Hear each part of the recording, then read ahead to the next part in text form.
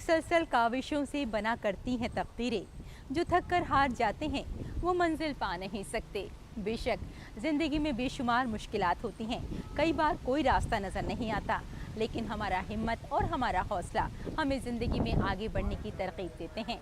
कुछ ऐसे ही आम लोगों की ख़ास कहानियाँ लेकर हर एक हफ्ते हम हाजिर हो जाते हैं प्रोग्राम गुड न्यूज़ जज्बा इंडिया के साथ। मैं हूँ रेशमा, मेरा आदाब कीजिए कबूल।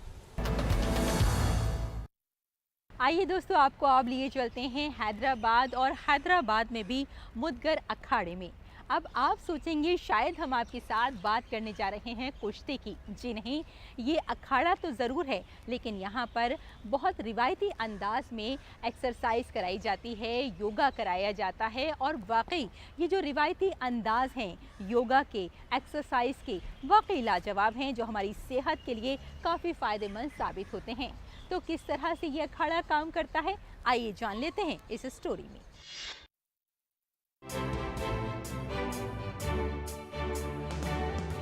आज की भागदौड़ भरी जिंदगी में किसी भी व्यक्ति के लिए शारीरिक व्यायाम बहुत जरूरी है। शारीरिक व्यायाम और संतुलित आहार के बिना व्यक्ति निष्क्रिय हो जाता है।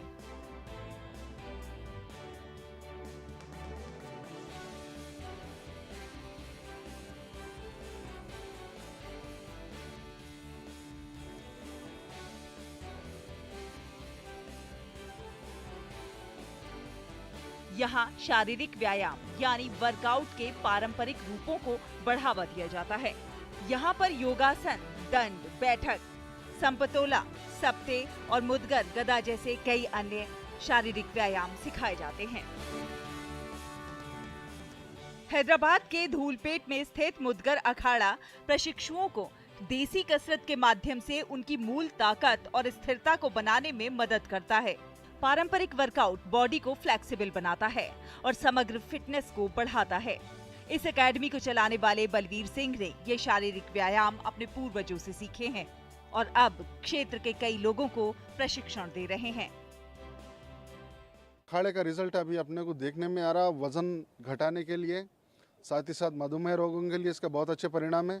साथ ही साथ थायराइड के अंदर यानी कई सारे आपको इसके अंदर लाभ मिलेंगे ही। उल्टा आपको जाके किसी रूम में दूसरे का कार्बन डाइऑक्साइड आपको आपके लंग्स में यानी आपके फेफड़ों में नहीं जाएगा। नीलांबिका जो एक गृहिणी है, ये मानती है कि अकेडमी में शामिल होने के बाद उनके शरीर में कोलेस्ट्रॉल का स्तर काफी कम हो गया है। अभी कुछ भी प्रॉब्लम नहीं है। जब बहुत प्रॉब्लम था, मेरे को चलने नहीं आ रहा था, तो यहाँ पर आया जब से कुछ भी नहीं लिए, खाली इतना अकेडमी में आके मैं सुबह में 1-1.5 घंटा, हाफ एन आवर, और शाम में आते थे। 20 डेज में पूरा कवर हो गया मेरा। वहीं नागराजू ज्यादातर नाइट शिफ्ट में काम करते हैं। वो बताते हैं कि यहाँ प्रशिक्षण उन्हें बिना किसी परिश्रम के काम करने में मदद कर रहा है। उनका सुझाव है कि पारंपरिक व्यायाम हमारे जीवन का हिस्सा बनना चाहिए। My body weight has been gradually increased. So at a certain point of time, when I was unable to walk even few couple of steps, and when I used to walk a bit distance, I used to get stressed and tired. When I got to know that about this Mudgar Akhada, and I started the desi workouts. मुदगर अखाड़ा एक foundation भी चलाता है जो साधारण पृष्ठभूमि के लोगों को मुफ्त में प्रशिक्षण देता है।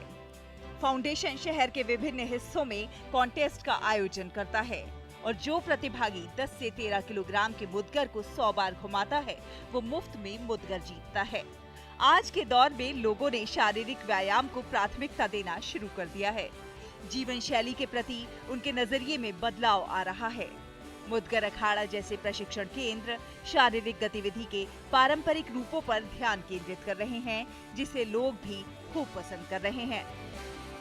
गुड न्यूज जज्बा इंडिया के लिए हैदराबाद से ब्यूरो रिपोर्ट, डीडी न्यूज।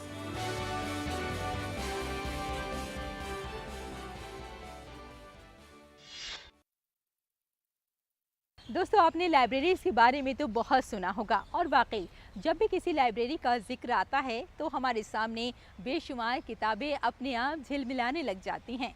लेकिन आज हम जिस लाइब्रेरी का जिक्र कर रहे हैं वो किताबों की लाइब्रेरी नहीं, बल्कि वो लाइब्रेरी है सीड लाइब्रेरी यानी बीजों की लाइब्रेरी। तो एक ऐसे शख्स की आपकी मुलाकात करवा रहे हैं जिन्होंने बीजों की लाइब्रेरी को कायम किया है। इसमें कुछ रिवायती बीज भी शामिल हैं जो आज हमें नज़र भी नहीं आते हैं, लेकिन इन्होंने कोशिश की है कि उन बीजों को इकट्ठा किया जाए जो आज हमें मिलते नहीं हैं। तो किस तरह से इन्होंने ये लाइब्रेरी कायम की है, किस तरह से ये हिफाजत करते हैं इन बीजों की, आइए देखते हैं इस रिपोर्ट में।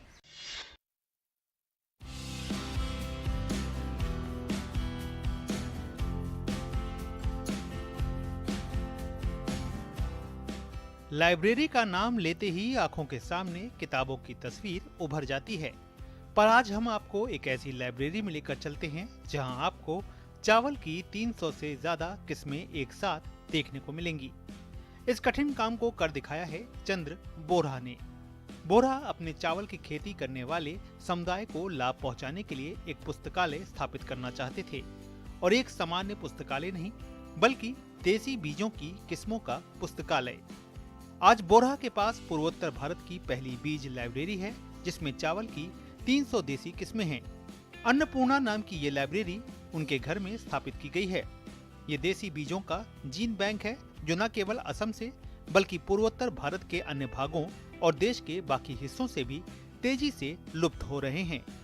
पड़ोसी किसानों से एकत्रित की गई केवल 3 किस्मों से बोरा ने खेतों और किसानों के व्यापक दायरे में अपना विस्तार किया और अन्य बीज किस्मों को एकत्र किया, जिनमें सुगंधित, चिपचिपा, काला, बाढ़ सहिष्णु और पहाड़ी चावल शामिल है, जिनमें से कुछ औषधीय गुणों से भरपूर है।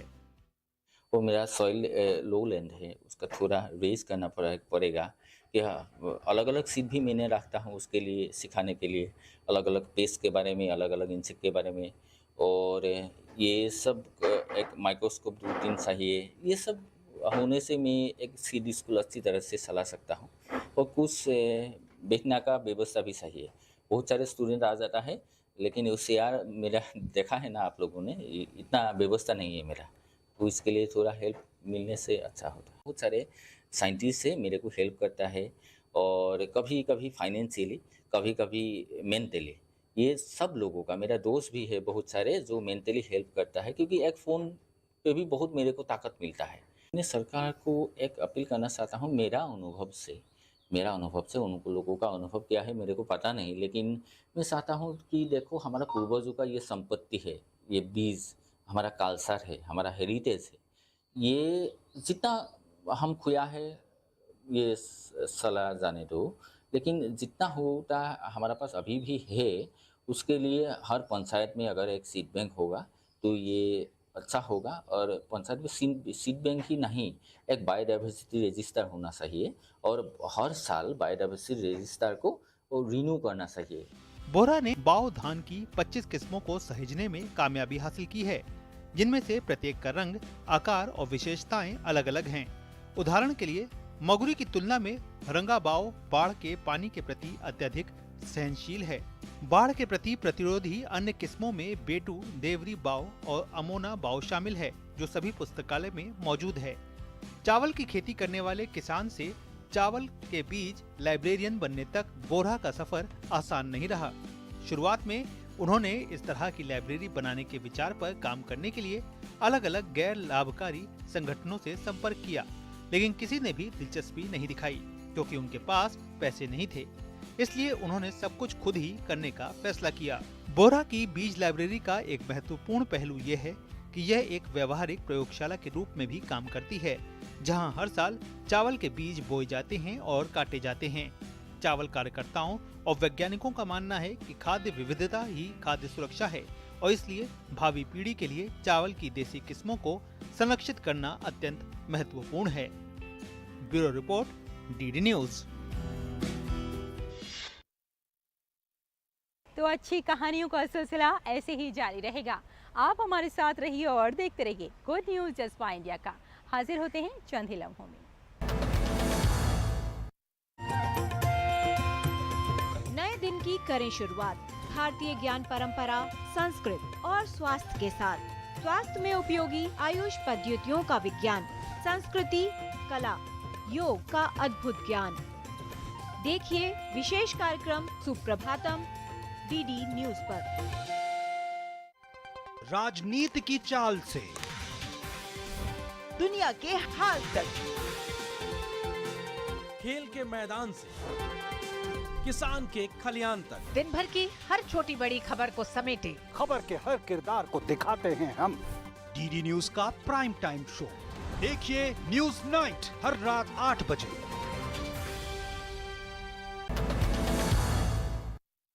दोस्तों, कहा जाता है कि अगर हम दिव्यांग लोगों के लिए काम करते हैं तो वो नेकी में शुमार होता है। एक ऐसी तंजीम है जो दिव्यांग लोगों के लिए काम कर रही है।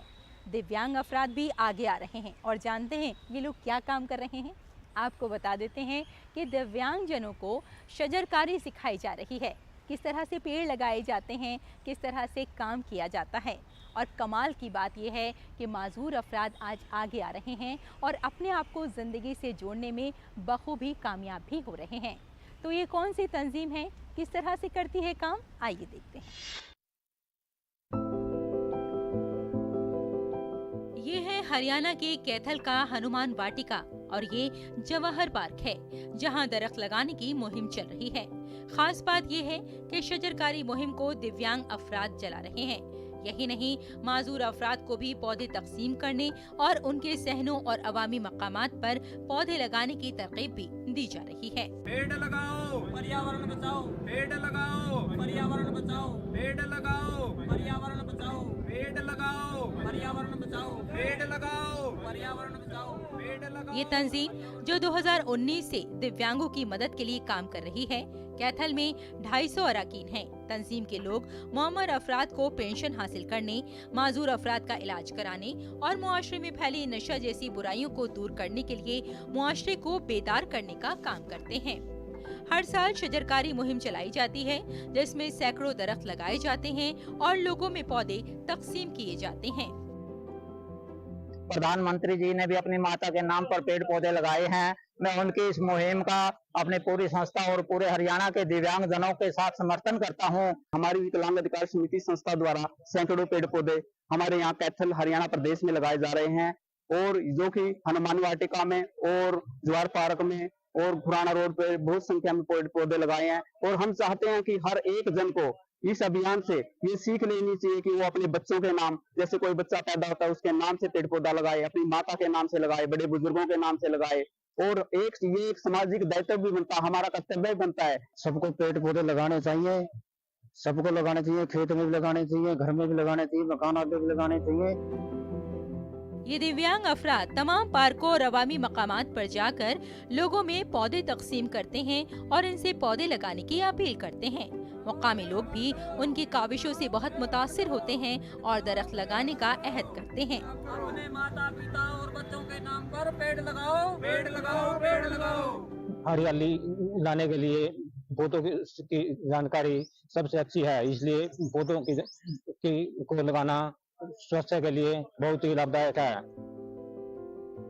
कुदरत के तहफ़्फ़ुज़ को हम सब का अखलाकी फर्ज समझते हुए दिव्यांग अफराद की ये काविशें वाकई काबिले सताइश हैं। Bureau report, DD news.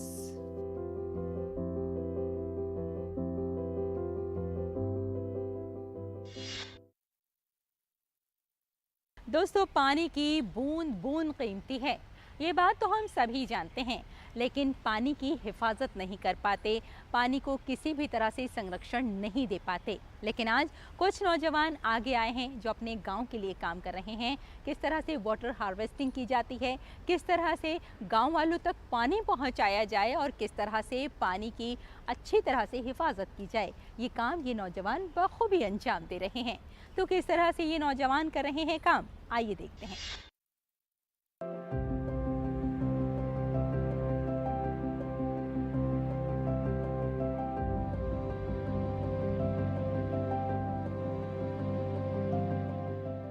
Sikar जिले और आसपास के गांव में पानी की मुसलसल गिरती हुई सतह और पीने के पानी के बढ़ते हुए बहरान को देखते हुए जिले के कुछ नौजवानों का एक ग्रुप आगे आया है। ये सीकर जिले के हर्ष गांव के नौजवान हैं जो पानी को बचाने के लिए कोशा हैं। तकरीबन 50 नौजवानों ने विवेकानंद नवयुवक मंडल के नाम से एक तंजीम बनाई और गांव में वाटर रिचार्ज पॉइंट यानी वाटर हार्वेस्टिंग सिस्टम तैयार करना शुरू किया। माली इमदाद के साथ साथ नौजवानों ने खुद काम और मजदूरी की ताकि ज्यादा रकम खर्च न हो। आहिस्ता आहिस्ता मेहनत रंग लाई और गांव में पानी की सतह बुलंद होने लगी और गांव को पीने के पानी की परेशानी से निजात मिल गई। इसके लिए गांव में तकरीबन 40 सरकारी और निजी वाटर हार्वेस्टिंग सिस्टम बनाए गए। इस वक्त गांव में ज़ेरे जमीन पानी की सतह सिर्फ 200 फीट है, जबकि दीगर देहातों और सीकर शहर में ये 500 से 600 फीट से ज्यादा है। पिछले 7 सालों में गांव की ज़ेरे जमीन पानी की सतह 10 फीट से ज्यादा ऊंची हुई है। साथ ही बारिश के पानी की बचत की वजह से हर माह लाखों लीटर पीने के पानी की बचत हो रही है।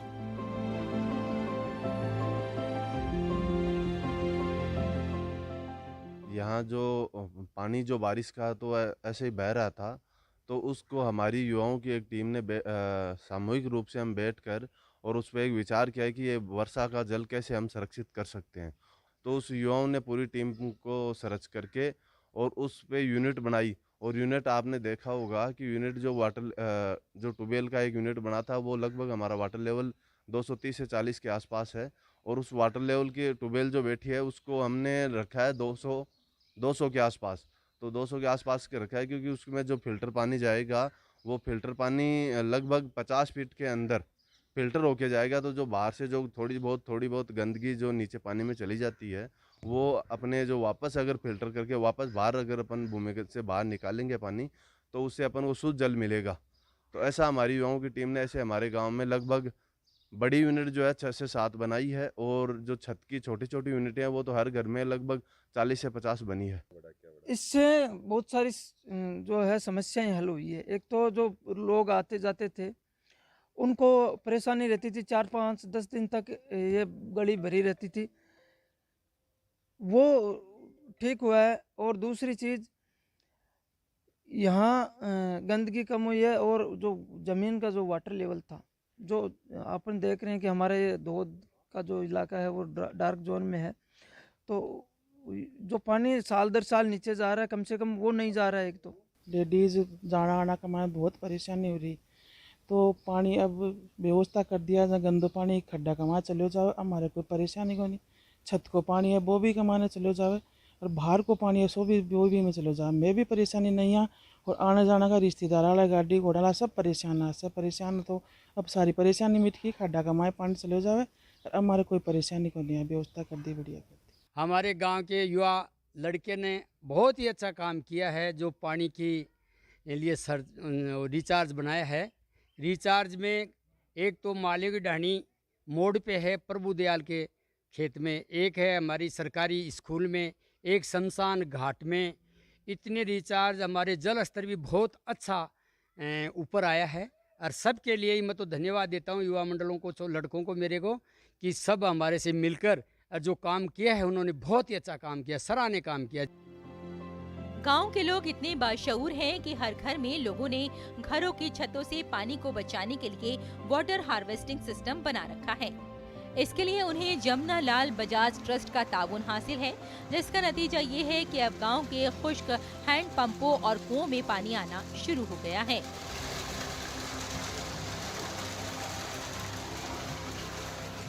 Bureau report, DD news.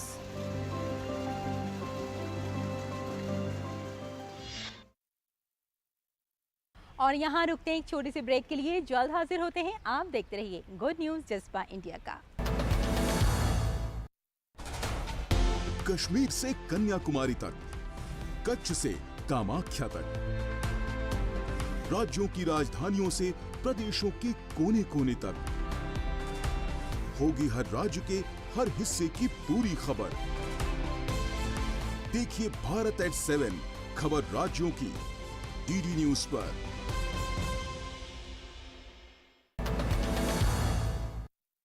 और अब आपकी मुलाकात कराते हैं राहुल वघेला से। राहुल वघेला देख नहीं सकते लेकिन मन की आंखों से इस दुनिया को देखते हैं, और कमाल की बात यह है कि वो चेस चैंपियन हैं। अब आप सोचेंगे कि किस तरह से वो शतरंज खेलते हैं, लेकिन वो शतरंज खेलते हैं और बड़ी महारत के साथ खेलते हैं। किस तरह से इस खेल को उन्होंने अपनी ज़िंदगी का ओढ़ना बिछौना बना लिया है, आइए जानते हैं।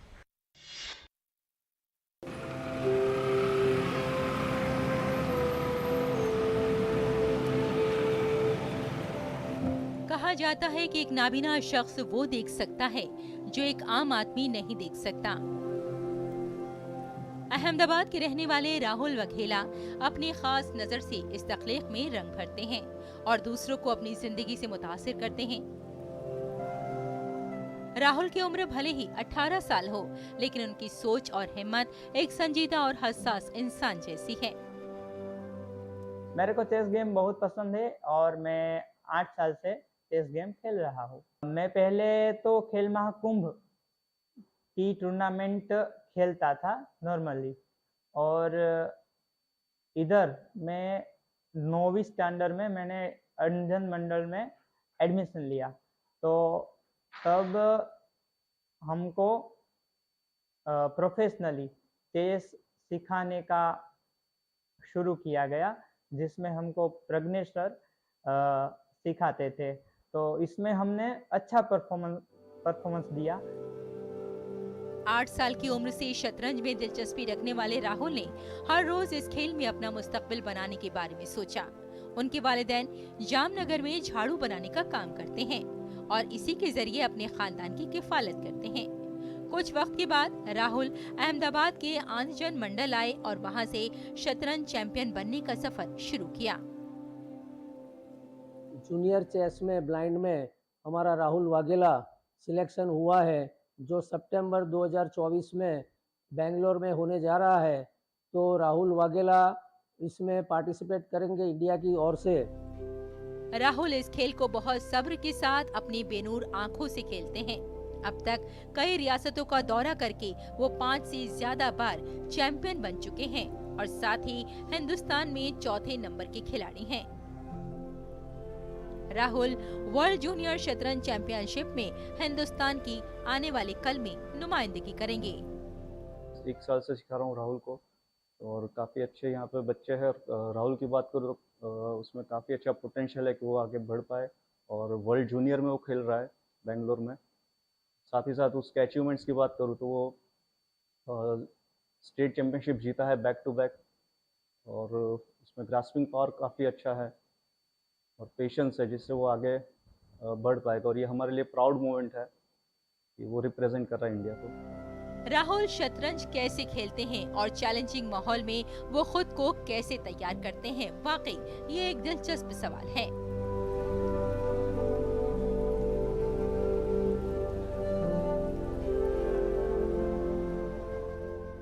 चेस गेम इंटेलेक्चुअल गेम है, तो वो आपकी बुद्धि क्षमताओं को इंक्रीज करेगा ही करेगा। और मैं बच्चों के लिए बोलूँ तो अभी समस्या है कि बड़े लोग भी लॉजिकल माइंडसेट नहीं बना पा रहे हैं। तो इस समय में बच्चों को जो चेस का ट्रेनिंग दिया जाए तो वो लॉजिकल माइंडसेट के साथ आगे बढ़े और अपने लाइफ के डिसीजनों में उसका सही तरह से उपयोग करके अपने फायदे का काम अच्छी तरह से करे। हिम्मत बुलंद हो तो कोई काम ऐसा नहीं जिसमें कामयाबी हासिल ना हो।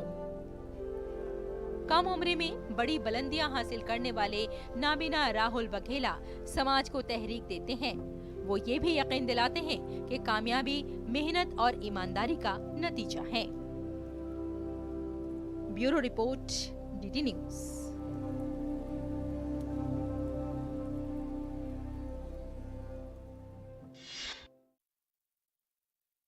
तो देखा आपने, जिंदगी में चाहे कितनी भी मुश्किलात क्यों ना हो, हमारे अंदर कोई जिस्मानी कमी क्यों ना हो, बावजूद इसके अगर हमारे अंदर हिम्मत है, हौसला है, तो हम जिंदगी में क्या कुछ नहीं कर सकते। ज़रूरत यहाँ सिर्फ इस बात की है कि हम पॉजिटिव रहें, मुस्बत रहें और ज़िंदगी में लगातार आगे बढ़ते रहें। ना सिर्फ अपना भला करें बल्कि दूसरों का भला करने के बारे में ज़रूर सोचें। अगर हम ऐसा सोचते हैं तो यकीन मानिए एक बेहतर समाज की तश्कील करते हैं। फिलहाल आज के लिए इतना ही, लेकिन जाने से पहले हमेशा की तरह आपसे हम इतना ज़रूर कहेंगे कि अपने चेहरे पर एक मुस्कुराहट रखिए, क्योंकि जब आप मुस्कुराते हैं तो दूसरों को मुस्कुराने का सबब दे जाते हैं। फिलहाल bye bye and take care.